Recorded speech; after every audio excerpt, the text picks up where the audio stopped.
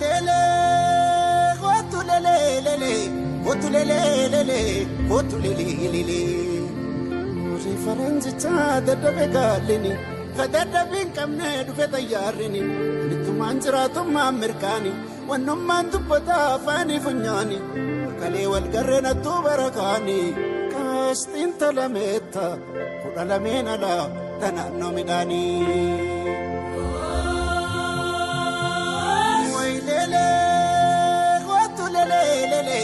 Otulele, otulele.